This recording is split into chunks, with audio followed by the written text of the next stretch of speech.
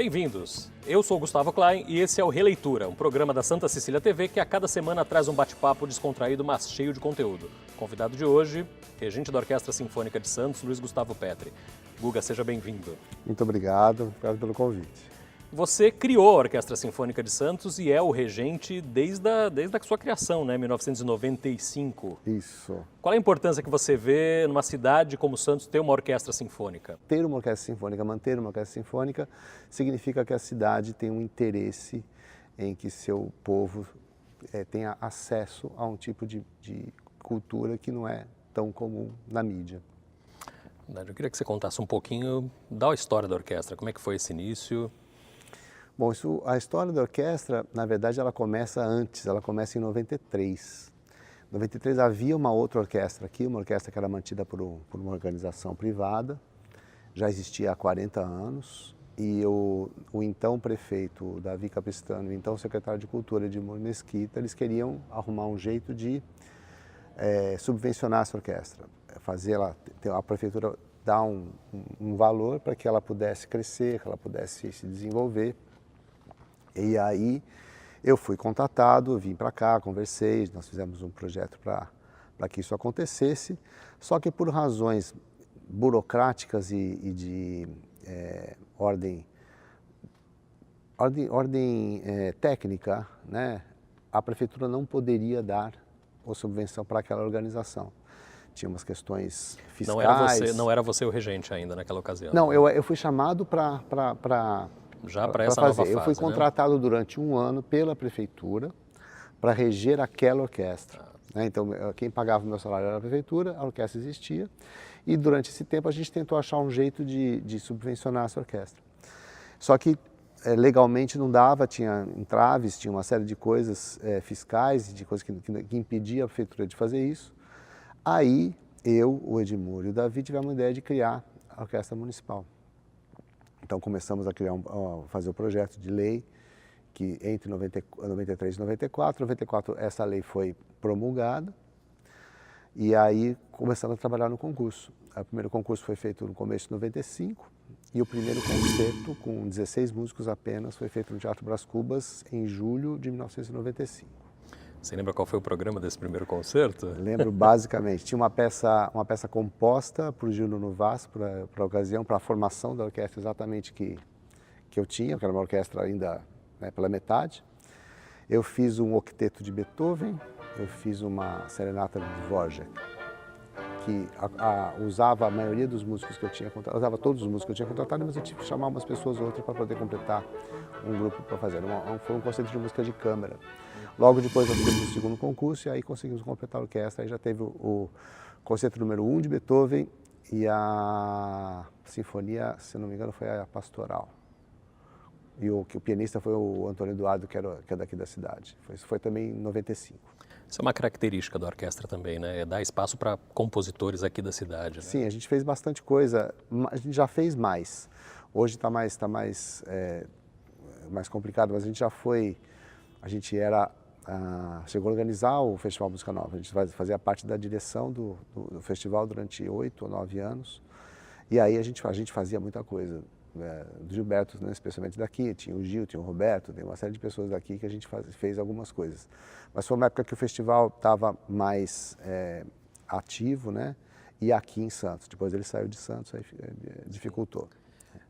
Tua relação com o Gilberto deve ser muito forte, né? A gente entra no teu site oficial, tem uma frase do Gilberto Mendes logo ali na... O Gilberto me conheceu, eu conheci o Gilberto quando eu tinha 6, 7 anos de idade.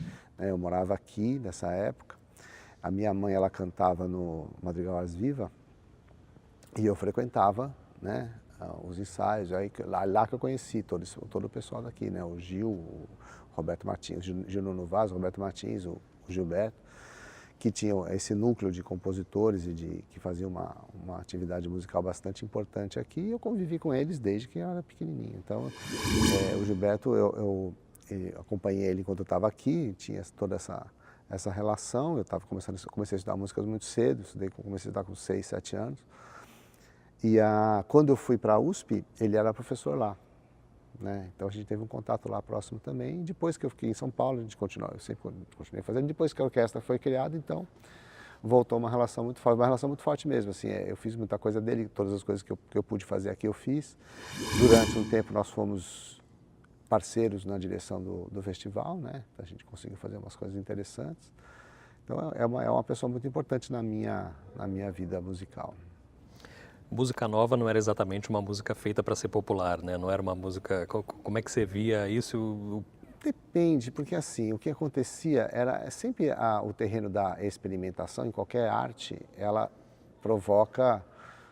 pode provocar reações diferentes, até gente que gosta, gente que não gosta, porque justamente são novidades, são experiências. Quando as pessoas falam, mas a música antiga era mais legal, eu falo, não, na época que os compositores que a gente toca hoje tocavam, muitos deles foram vaiados, foram criticados, né, pelas ideias novas, pelo jeito de se escrever. E a música contemporânea, quer dizer, a música que é feita atualmente, ela tem vários caminhos. Tem gente que faz a linha mais tradicional, tem gente que provoca mais. E aí isso depende um pouco da reação. Não é uma coisa não é que ela é feita para agradar, não. Elas são experiências que pretendem agradar. Então você ouve aquela música da década de 70 e 80, que quando esse festival começou, toda aquela experimentação de sons. Hoje, quando você assiste um filme, né, você tem efeitos e tem coisas que são usadas, que foram criadas naquela época, todo mundo reclamava, hoje são normais. Você ouve num filme de terror, você ouve certos efeitos que foram inventados por essas pessoas que foram criticadas na década de 70. Hoje se usa a técnica que eles criaram, né? Então, me lembro de em alguns concertos de música nova, me senti exatamente assim, um filme de suspense. Pois é, então tem umas coisas que são emoções diferentes, eles provocam coisas diferentes. E claro, fica aquilo que funciona. Todas as épocas, a gente ouve, fala, não, a época do Mozart. O Mozart tinha 900 mil compositores, e a gente ouve, sei lá, uns 20, 30. Todos os outros a gente não ouve mais, porque a música não ficou. E a música dessas figuras ficaram. Então tenho a impressão que antigamente tinha mais música boa do que... Não, tinha tanto quanto. As boas é que a gente faz até hoje, né? Verdade. A orquestra chega a 2018 com casa cheia, concertos lotados, até fila de espera para conseguir entrar aqui. Fruto, inclusive, desse trabalho de formação de público, né? Sim. É uma das grandes conquistas da orquestra? Eu acho que sim. Eu acho que todo grupo artístico, especialmente que é financiado pelo dinheiro público, ele tem a obrigação de devolver para a população um serviço. Então, a gente é uma orquestra profissional, então nossa vocação, nossa prioridade é a execução de concertos, execução de espetáculos.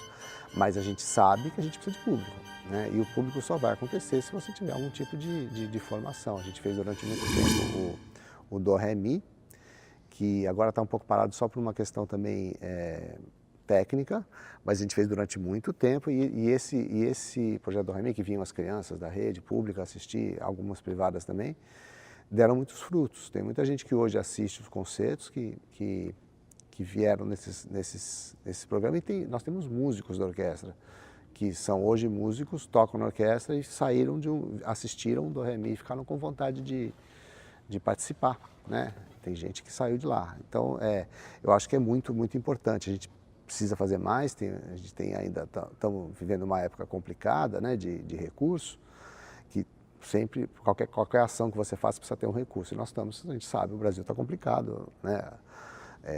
Os recursos estão curtos, isso dificulta um pouco o nosso trabalho, inclusive nesse sentido. Mas é importante sim, e a gente está usando muito também as redes sociais, a gente vê o nosso público, a média de idade caiu muito, né? Isso é um bom sinal. O nosso público está jovem, tem muita gente jovem vindo, tem muita gente interessada, você percebe lá na própria página tem um interesse, a gente publica um evento, já começam as pessoas a se articular para vir, começa a fazer armar o rolezinho, né, para vir para assistir a orquestra. Então isso é gostoso de ver. Então, assim, nesses 23 anos, a gente conquistou um público fiel e está conquistando um público novo, isso que é importante. Porque um dos riscos quando se fala a gente tem um público fiel, a fidelização, ela é uma faca de dois gumes. Que a fidelização você vai ter aquele público, mas quando o pessoal começar a deixar de ir, você tem que ter público novo, né? Ter gente nova. E a gente está conseguindo. Nossos concertos tem atraído muita gente nova, como você falou, tem tido fila de espera, e sempre está lotado, não importa o programa que eu faça, pode ser o programa mais complexo, até o mais acessível, está sempre cheio, as pessoas gostando e lotando. Isso que é fundamental. O programa Releitura de hoje recebe o regente da Orquestra Sinfônica de Santos, Luiz Gustavo Petri. A gente volta depois do intervalo.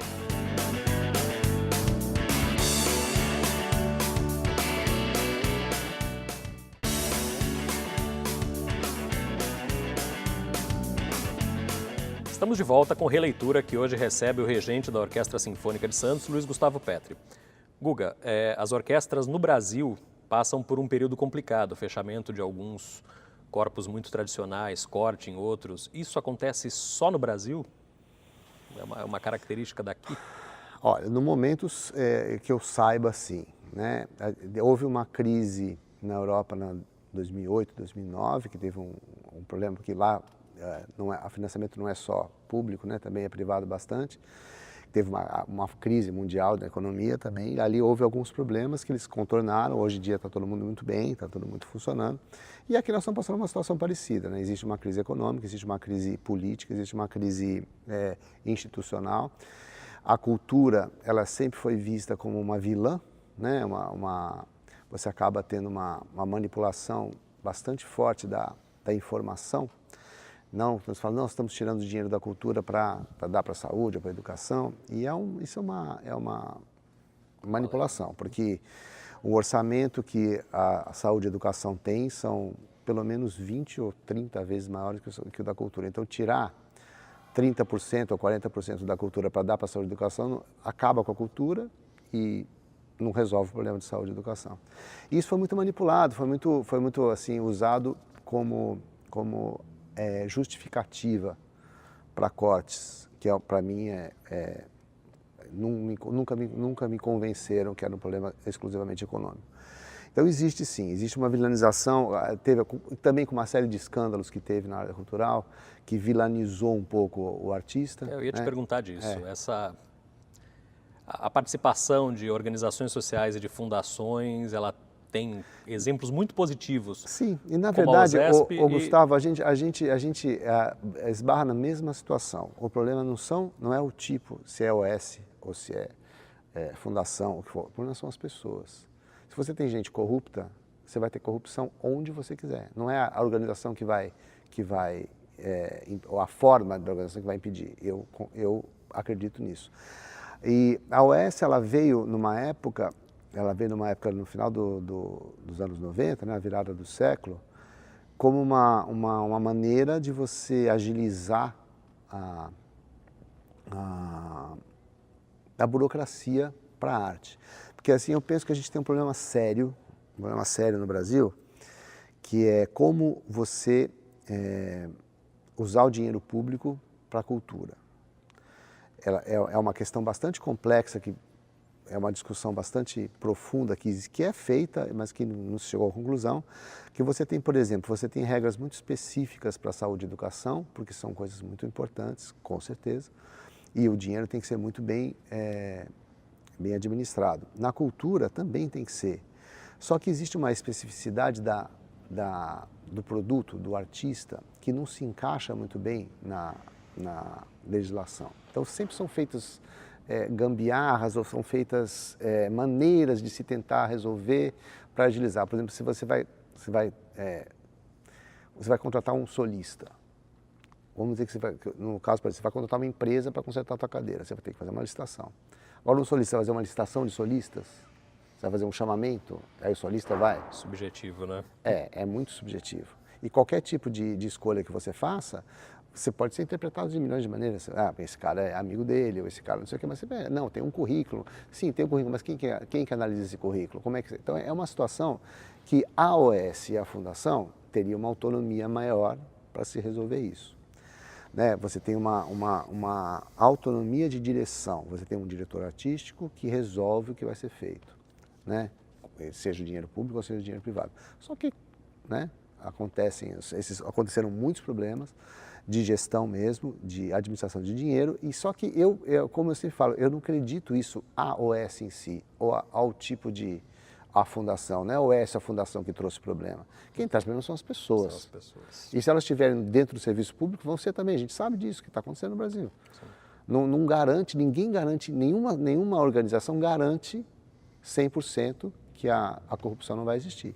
Então, depende muito da fiscalização, depende de um tipo de ação que a gente precisa crescer muito ainda em cima disso. Então, eu não sou assim, a UES estragou? Não acho que sim, não. Eu acho que ela trouxe, inclusive, muitos benefícios, justamente nessa coisa da agilização da produção de um espetáculo. Né? Em relação à contratação, eu tenho já fui mais fã, hoje já não sou tanto, a contratação dos músicos, né? Dos funcionários. Isso já mudei bastante de opinião em relação a isso. Mas em relação à produção cultural, eu acho que não tem dúvida que você ficar vinculado exclusivamente ao poder público é muito difícil de você fazer direito. Uhum. A orquestra daqui de Santos ainda está em busca do modelo ideal, né? Não é só a orquestra de Santos. Já se discutiu, sim. Assim, a gente tem vários modelos de orquestra e vários modelos. No Brasil inteiro tem milhares de orquestras e cada uma com a sua maneira, a solução. A coisa de ela ser uma lei, né, ela ser um corpo estável municipal, dá uma certa garantia, né, depende muito da administração, mas dá uma certa garantia. E o que os músicos estavam querendo hoje é um concurso público. Né? Existe aquela questão assim, mas você é contra concurso público? Eu não sou contra concurso público, eu não sou contra concurso nenhum. Para mim, o músico tem que ser contratado, que faça um contrato para que ele faça os concertos, que ele receba, que ele tenha os direitos trabalhistas, tudo ele tem que fazer. A forma vai depender da gestão. Quais são os prós e contras? A única coisa que eu sou contra, eu não é que sou exatamente contra, mas eu discuto, e eu discuto não só com o músico, eu discuto como conceito, é a questão da estabilidade. Né? Assim, eu não acho que você tem que manter alguém simplesmente porque essa pessoa entrou. Se a pessoa para de trabalhar, ou se a pessoa começa a criar um tipo de problema, ela tem que poder ser punida, tem que poder... Existe. Você tem como mandar alguém embora que não está fazendo dentro do serviço, mas é um processo demorado, é um processo que para mim prejudica, é a minha opinião. Então eu não sou contra a pessoa ser contratada, eu sou contra uma estabilidade por si só. Se a pessoa está dentro, acabou. Mas isso eu sou contra na orquestra, em qualquer outra composição. Eu acho que a estabilidade foi criada por uma proteção contra a política, né? A política brincar com os funcionários. Porém, ela criou também um monte de monstrinho, um monte de gente que vai atrás da estabilidade. E isso para o corpo artístico é complicado. Tem casos de orquestras que tem músicos que não tocam mais. Mas eles não podem, inclusive, ser transferidos. Eles têm que continuar na orquestra. Isso, para mim, é um erro de gestão. Agora, tem que corrigir. Eu não acho que tem que ser feito... o cotovelo da UES... Naquela época eu até achava que era uma solução para isso, mas não resolveu. Criou outro tipo de problema. Não resolveu. Isso foi há 15 anos, né?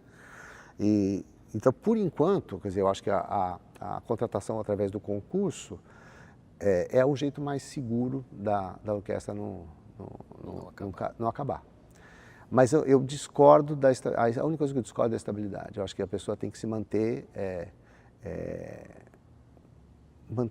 o seu trabalho bem feito, como isso é em qualquer lugar do mundo. As orquestras não têm estabilidade, não é do mundo, não existe isso. Só que aqui no Brasil não tem muita forma de contratação que você fala assim, não, resolveu. Então você vê, aconteceram muitos problemas e por causa desse cotovelo, né, de você poder contratar através de concurso, mas um contrato por CLT, um contrato por tempo determinado, que para mim faz mais sentido. Mas no momento a gente não tem essa opção e eu acho que o concurso público acaba sendo a opção mais correta. Nós estamos conversando aqui com o Luiz Gustavo Petri, regente da Orquestra Sinfônica de Santos. Depois do intervalo, o último bloco do programa.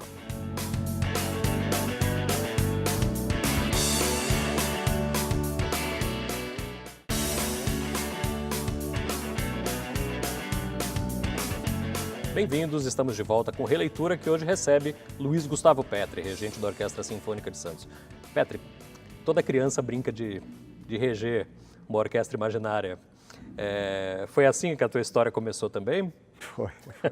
Exatamente, assim, foi uma coisa curiosa. Eu sempre gostei muito de música. Meu pai era químico, mas ele era um fã. Ele chegou a estudar violino quando era pequeno, até os 18, depois ele entrou na faculdade, parou, mas ele sempre ouvia música desde o momento que ele acordava até a hora que ele dormia, saía para trabalhar, ouvia no rádio, ouvia música o tempo inteiro.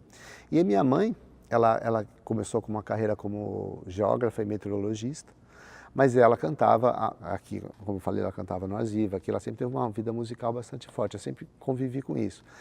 E meu pai era uma pessoa que ele tinha uma biblioteca enorme, tinha quase 2.000 livros em casa, era uma coisa incrível, meu pai lia muito, meu pai era uma pessoa muito culta.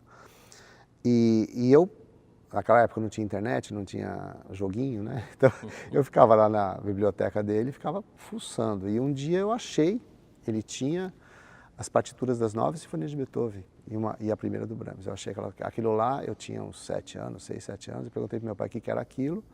Ele falou, não, isso é a música, a música escrita, que minha mãe já tinha dado um pouquinho de rudimentos. Mas para mim, eu falei, nós não sei o que é. Eu falei, os discos estão aqui.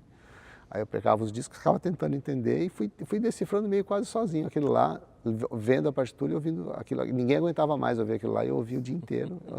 Aí, por uma obra do destino, assim, eu fui morar do lado, na Rua Maranhão, aqui em Santos, de uma pianista que chamava Consuelo Esteves Martins e que ela tocava o dia inteiro, dentro de casa. Aí eu fiquei amigo do filho, do Rodrigo, do Ivo, né, do pessoalzinho que a gente brincava na rua, né, e eu comecei a frequentar a casa dela. Aí ela começou a dar aula para mim e eu chegava em casa, eu pegava as partituras lá do coisa, colocava disso e ficava fingindo que eu estava regendo. Eu punha almofadas assim, desde 7, 8 anos. Aí fui estudando piano, estudei música, fui fazendo a carreira toda, depois fui para a USP. Aí acabou sendo assim, mas aí foi isso mesmo.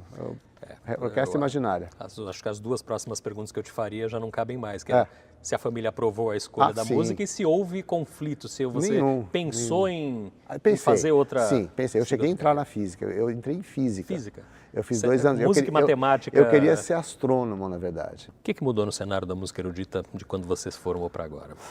Nossa, bastante.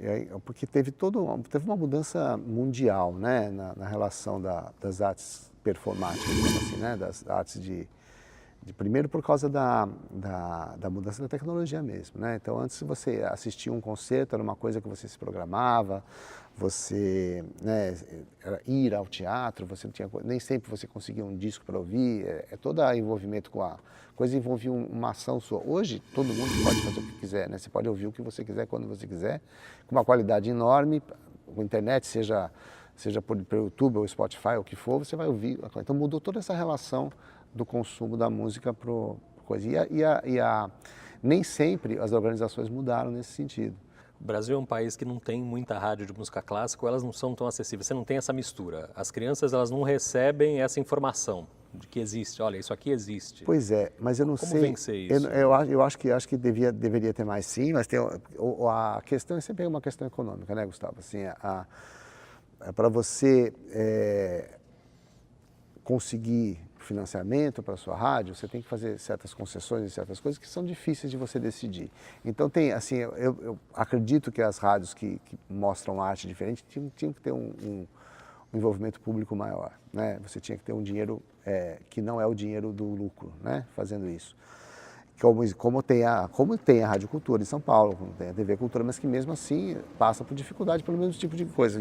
Tem que ter um investimento de gente que não queira lucro. Né? E isso só pode ser do poder público, né? É difícil você ter isso na iniciativa privada, especialmente aqui no Brasil. Você estava falando de novas formas de apresentar. Você tem marcado os últimos anos aí da tua trajetória também por eventos diferentes de música erudita. Você apresentou em São Paulo alguns concertos com a trilha sonora inteira de Laranja Mecânica, por exemplo. Esse foi um. Eu fiz um também com o Balé da Cidade, que tinha participação de 3 DJs, que eu fiz composição minha também lá, com eles. Sim, várias coisas diferentes, assim. Eu acho que é importante, porque justamente naquilo que eu falei, da integração das artes através de tecnologia, ela cria possibilidades que elas podem ser oferecidas.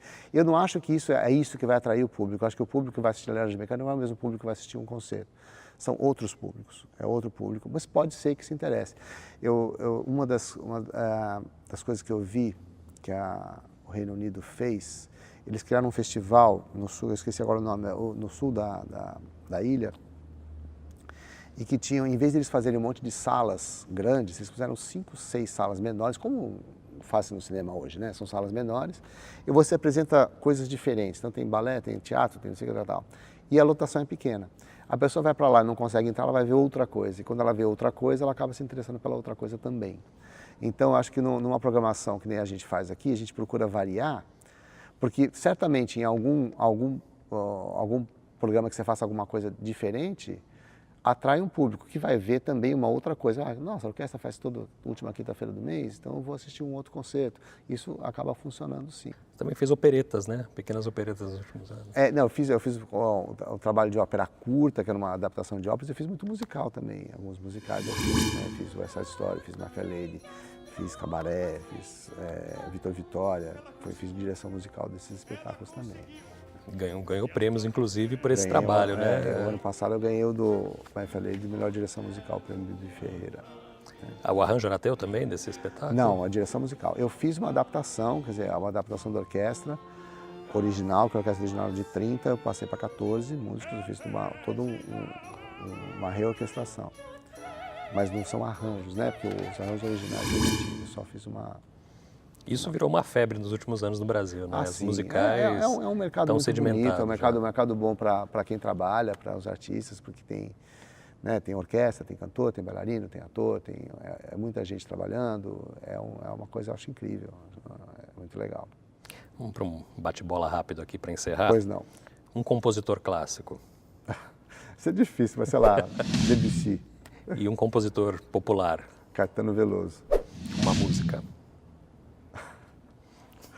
Gustavo, uma música. Sei lá, Lamé, Debussy. Um filme. Filme. Amélie Poulain. Um sonho que você já realizou. A criação da orquestra. Esse é um sonho que eu já realizei. E um sonho que você ainda não realizou. Reger as óperas de Wagner. Orquestra grande, né? Sim. O teatro também. Luiz Gustavo Petri, definido por Luiz Gustavo Petri. É uma pessoa que sempre buscou o caminho dele naquilo que ele gosta de fazer, né? Eu nasci querendo fazer música, procurei meu caminho de todas as maneiras envolvendo música, seja como amador, seja como profissional, seja como consumidor. Eu vivo assim, eu vivo pela música, para a música, e é ela que me alimenta. Mas também gosto de futebol, sou palmeirense, né? Gosto de futebol, gosto de boteco, gosto das coisas normais da vida, mas a música é a que me alimenta, que me norteia, que me emociona, que me faz viver mesmo. E se você me permite, com muito sucesso e com muita competência. É uma honra ter você obrigado. À frente aqui da nossa Muito orquestra. obrigado. Foi uma honra te receber aqui nessa edição do Releitura. Eu que agradeço o convite e estarei sempre aqui quando você quiser. Agradeço. Termina aqui mais essa edição do Releitura, que hoje recebeu o Luiz Gustavo Petri, regente da Orquestra Sinfônica de Santos. A gente se vê na semana que vem. Até lá.